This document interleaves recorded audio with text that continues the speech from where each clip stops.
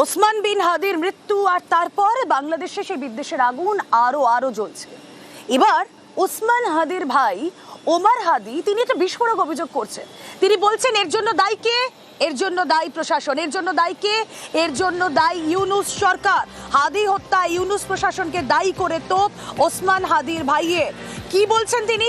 তিনি বলছেন ভোট বানচাল করতে হাদি খুন, ভোটের আগে দেশ ছাড়তে পারেন ইউনূস। চাঞ্চল্যকর দাবি ওসমান হাদির ভাই ওমরের। আগামী 12ই ফেব্রুয়ারি বাংলাদেশে ভোটের আগে হাদি খুনে জ্বলছে বাংলাদেশ। কথা বলবো, বিশ্বজিৎ প্রতিনিধি রয়েছেন সঙ্গে। বিশ্বজিৎ, হাতে আর 2 মাসও বাকি নেই, ভোট রয়েছে বাংলাদেশে। ওসমান হাদির ভাই ওমর হাদি যে অভিযোগ করছেন এ তো বিস্ফোরক।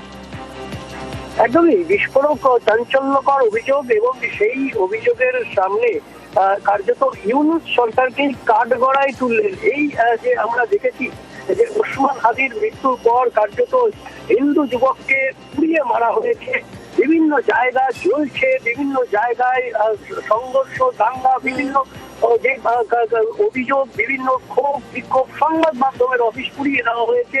এইরকম বিভৎসতা এই ওসমান হাদির যে মৃত্যু সেটাকে সামনে রেখে করা হয়েছে। তাহলে কি একটা পূর্ব পরিকল্পনা ছিল?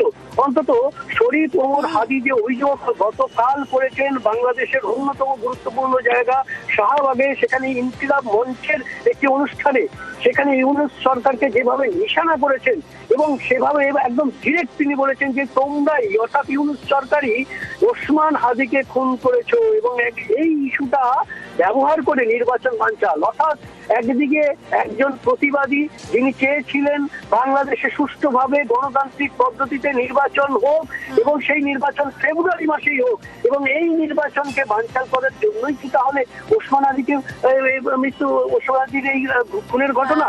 চাঞ্চল্যকর এই অভিযোগ এবং সরকারের দিকে সেই অভিযোগের আঙুল, এটাই সব থেকে বিস্ফোরক। বেশ, ওমর হাদি ঠিক কি বলছেন একবার শুনুন।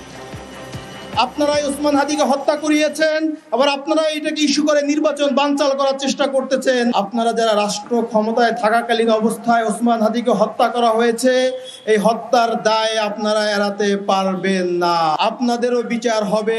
ওসমান হাদির বিচার যদি না হয়, আপনারাও একদিনে বাংলাদেশ থেকে পালাতে বাধ্য হবেন। বাংলাদেশের কোটি কোটি মানুষ ওসমান হাদির বিচারের অপেক্ষায় আছে। সরকারের কাছে আমি অনুরোধ করব, আপনারা যারা রাষ্ট্র ক্ষমতায় থাকাকালীন অবস্থায় ওসমান হাদিকে হত্যা করা হয়েছে, এই হত্যার দায় আপনারা এড়াতে পারবেন না।